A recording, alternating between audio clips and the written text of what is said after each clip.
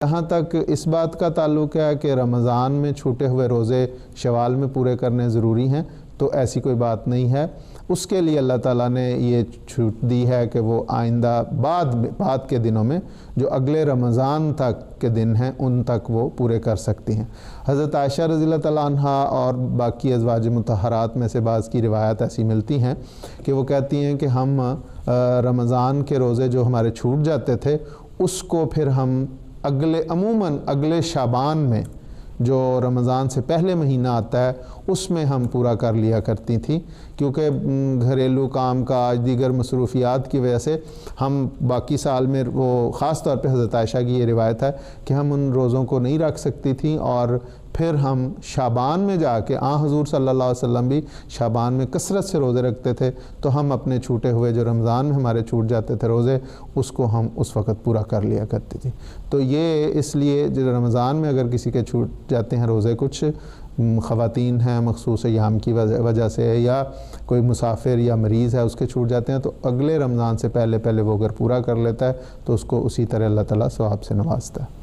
اور یہ شوال کے جو ہے وہ 12 شوال کے مہینے میں ہی رکھنے ہیں، شوال کے مہینے یعنی دوسرے مہینے میں آگے۔ حضرت مسیح موعود علیہ السلام کی بھی ایک سنت کا حضرت مسلم اور رضی اللہ تعالیٰ عنہ نے ذکر فرمایا ہے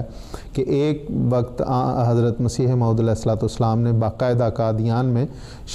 رمضان کے بعد اسی طرح جس طرح رمضان کے روزے رکھے جاتے ہیں، اسی طرح یکم شوال کے بعد 2 شوال سے 7 شوال تک مسلسل روزے رکھوائے، اور باقاعدہ اسی طرح بیداری ہوتی تھی، اہتمام اس کا ہوتا تھا۔ تو اس طرح